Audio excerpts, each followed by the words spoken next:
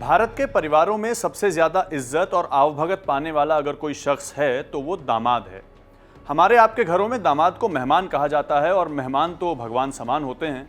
लेकिन देश की राजनीति में एक दामाद ऐसा है जिसके नाम पर पिछले 20 साल से कांग्रेस पार्टी पर निशाना साधा जा रहा है। ये वो शख्स हैं जिनकी पत्नी और बहनोई लोकसभा में सांसद हैं और मदर इन लॉ यानी सास राज्यसभा में। ये शख्स ना तो पार्टी के किसी पद पर हैं और ना उन्होंने कभी चुनाव लड़ा है, मगर उनका इस्तेमाल पार्टी पर निशाना साधने के लिए लगातार होता रहता है। बात यहां हो रही है रॉबर्ट वाड्रा की। रॉबर्ट वाड्रा जो सक्रिय राजनीति का हिस्सा ना होकर भी तब से चुनाव प्रचारों का मुद्दा बने हुए हैं जब देश में, दिल्ली में और हरियाणा में कांग्रेस की सरकार थी।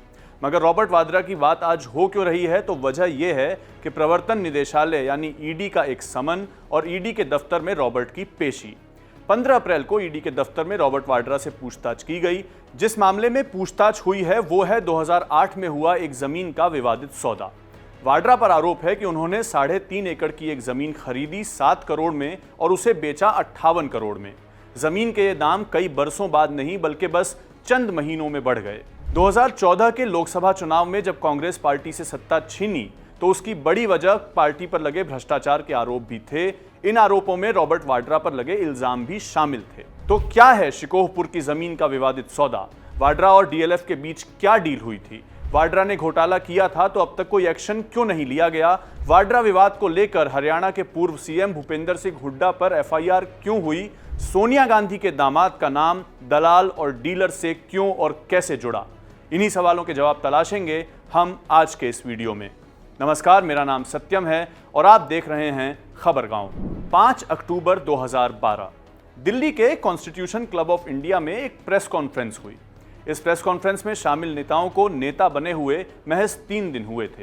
ये प्रेस कॉन्फ्रेंस थी आम आदमी पार्टी की जो 2 अक्टूबर 2012 को बनी थी। इसी दिन कॉन्स्टिट्यूशन क्लब में रॉबर्ट वाड्रा पर वो आरोप लगाए गए थे जिन पर 15 अप्रैल को ईडी ने उनसे पूछताछ की है। दिल्ली के पूर्व सीएम अरविंद केजरीवाल और उनके पूर्व साथी प्रशांत भूषण ने रॉबर्ट वाड्रा, सोनिया गांधी और रियल एस्टेट डेवलपर डीएलएफ पर जमकर आरोप लगाए थे और ये तक कहा था कि रॉबर्ट वाड्रा ने सैकड़ों करोड़ रुपए की रिश्वत ली है। उस वक्त आम आदमी पार्टी को जन्म से ही मरी हुई पार्टी बताने वाली कांग्रेस को इसका अंदाजा कहां था कि ये आरोप इतने बड़े हो जाएंगे कि उन्हें पार्टी को सत्ता से हटाने के लिए इस्तेमाल में लाया जाएगा। 65 करोड़ रुपए का अनसिक्योर्ड इंटरेस्ट फ्री लोन दिया। इस प्रेस कॉन्फ्रेंस के महज कुछ दिन बाद हरियाणा के एक आईएएस ऑफिसर अशोक खेमका ने एक रिपोर्ट तैयार की।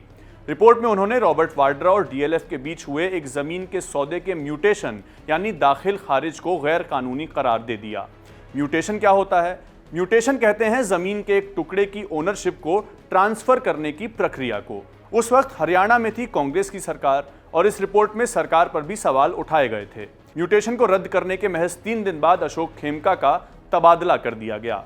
अशोक खेमका हरियाणा सरकार के चकबंदी निदेशालय के डायरेक्टर जनरल और पंजीकरण विभाग के इंस्पेक्टर जनरल थे। इस जमीन का सौदा दरअसल था क्या? इंडियन एक्सप्रेस की रिपोर्ट के अनुसार नवंबर 2007 में रॉबर्ट वाड्रा ने स्काईलाइट हॉस्पिटैलिटी नाम की एक कंपनी शुरू की 1 लाख रुपए के कैपिटल के साथ। फरवरी 2008 में उनकी कंपनी ने ओमकारेश्वर प्रॉपर्टी से एक जमीन खरीदी। जमीन का एरिया था 3.5 एकड़ और कीमत थी 7.5 करोड़ रुपए। जमीन खरीदने के महज 24 घंटे के अंदर इसका म्यूटेशन यानी दाखिल खारिज हो गया और जमीन हो गई रॉबर्ट वाड्रा की। अब आप सोचेंगे कि इसमें दिक्कत क्या है?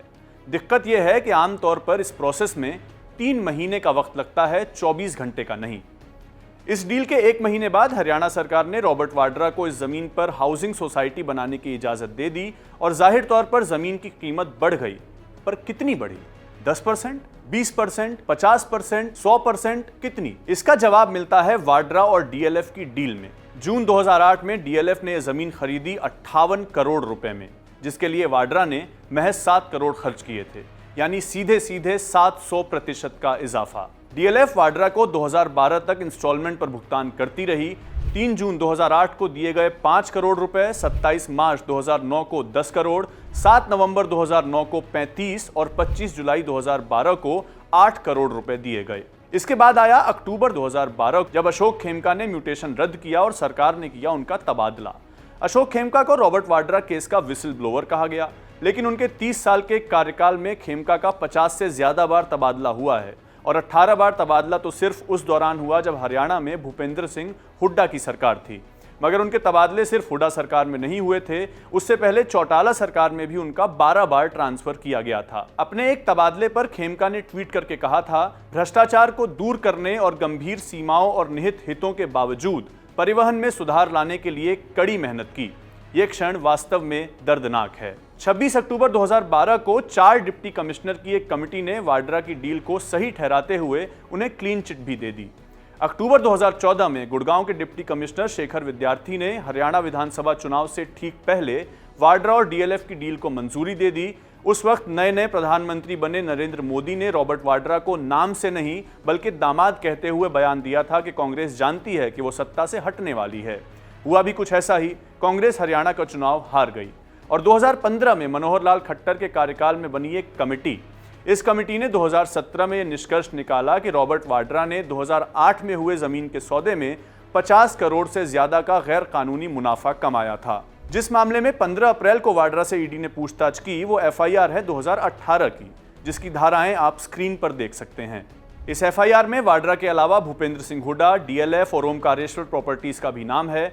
एफआईआर में आरोप था कि रॉबर्ट वाड्रा ने अपने राजनीतिक रसूख और भूपेंद्र सिंह हुड्डा से मिली भगत करके धोखाधड़ी को अंजाम दिया।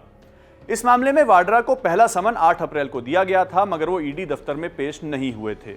रॉबर्ट वाड्रा ने 15 अप्रैल को मीडिया से बात करते हुए बीजेपी पर एजेंसियों के दुरुपयोग का आरोप लगाया है और कहा है कि केस में कुछ होता तो इतना समय क्यों लगता। सोच भी रहा हूँ राजनीति में आने के लिए, तो ये लोग दुरुपयोग करेंगे, एजेंसियों का इस्तेमाल करेंगे। केस में कुछ है ही नहीं यार, 20 साल थोड़ी ना लगेंगे कुछ जुड़ने के लिए। 15 बारी गया हूँ, 10 बारी बैठा हूँ और 10 घंटे बैठा हूँ और 23,000 डॉक्यूमेंट दिए हैं। समय यानी वक्त बीत गया है 17 साल का, और जिन रॉबर्ट वाड्रा के कथित घोटालों के बोझ की वजह से कांग्रेस पार्टी ने एक से ज्यादा चुनावों में घुटने टेक दिए, सच तो यह है कि उन पर आज तक कोई आरोप साबित नहीं हुए हैं। लेकिन एक हकीकत यह भी है कि रॉबर्ट वाड्रा पर लगे इन आरोपों से कांग्रेस पार्टी के दामन पर जो दाग लगा था, ना तो वो अच्छा है और ना ही वो आज तक धुल पाया है। 2014 के लोकसभा चुनाव में बीजेपी के तमाम बड़े नेताओं ने केजरीवाल के आरोपों को दोहराते हुए वाड्रा, गांधी परिवार और कांग्रेस पार्टी पर जमकर निशाना साधा था। सिर्फ 2014 ही नहीं, 2024 के हरियाणा विधानसभा चुनाव में भी पीएम मोदी और गृह मंत्री अमित शाह ने हरियाणा में कांग्रेस के कार्यकाल को दामाद, डीलर और दलालों का कार्यकाल बताया था। डीलर, दलाल और दामाद की सरकारें चलती थी और अभी भी ये दामाद को खुश करने में पड़े हैं। अब वाड्रा और डीएलएफ की डील के मामले में एक दौर आया था क्लीन चिट का, आप वो भी सुन लीजिए। 2023 में हरियाणा सरकार के रेवेन्यू अधिकारियों ने कहा था कि वाड्रा की कंपनी स्काईलाइट हॉस्पिटैलिटी की ओर से डीएलएफ को ट्रांसफर दी गई जमीन में किसी तरह के नियमों का कोई उल्लंघन नहीं हुआ है। इसे कांग्रेस नेताओं ने क्लीन चिट मानते हुए बीजेपी पर जांच एजेंसियों के दुरुपयोग का आरोप लगाया था। ये 2013 का रॉबर्ट वाड्रा का फेसबुक पोस्ट है। उन्होंने लिखा था कि हमने हमेशा व्यापार करने और सभी करों का भुगतान करने के वैध तरीकों का पालन किया है। मैं हरियाणा सरकार द्वारा अदालत को दी गई रिपोर्ट में उम्मीद की किरण देखकर खुश हूं कि मेरे व्यापारिक लेन देन में कोई गलत काम नहीं हुआ। झूठे आरोपों से निपटने और कई कार्य संबंधों को खोने और सरकार के गलत सूचनाओं और इसे ले जाने वाले मीडिया प्रचार से पस्त होने के कई साल हो गए हैं। मैं उम्मीद करता हूं कि ऐसा किसी और के साथ ना हो। राजनीति का प्रतिशोधी तरीका देश के लिए जहरीला होता है। मगर हरियाणा सरकार ने इसके ठीक बाद स्पष्ट करते हुए यह कहा था कि इस मामले में उनकी जांच जारी है, कोई क्लीन चिट नहीं दी गई है। लोकसभा चुनाव 2024 के प्रचार के दौरान भूपेंद्र सिंह हुड्डा ने कहा था कि अगर बीजेपी ये साबित कर दे कि उनकी सरकार ने 1 इंच सरकारी जमीन भी रॉबर्ट वाड्रा को दी तो वे राजनीति छोड़ देंगे। अब सवाल यह भी है कि जिस जमीन पर इतना विवाद है वो दरअसल है किसके नाम पर। इंडियन एक्सप्रेस की रिपोर्ट के अनुसार 2023 में हरियाणा सरकार ने एक affidavit Punjab Haryana high court में दायर किया था, जिसके अनुसार ये 3.5 एकड़ की जमीन डीएलएफ यूनिवर्सल लिमिटेड नहीं बल्कि हरियाणा शहरी विकास प्राधिकरण और HSIIC यानी Haryana state industrial and infrastructure development corporation limited की है। यानी इस मामले की अभी जांच चल रही है जो कि ईडी के जिम्मे है। तो ये है रॉबर्ट वाड्रा और डीएलएफ के बीच 2008 में हुए जमीन के विवादित सौदे की पूरी कहानी। आपको ये जानकारी कैसी लगी हमें कमेंट्स में जरूर बताइए। जुड़े रहिए खबरगांव के साथ। मेरे साथ कैमरे के पीछे हैं सर्वेश, मेरा नाम है सत्यम। शुक्रिया।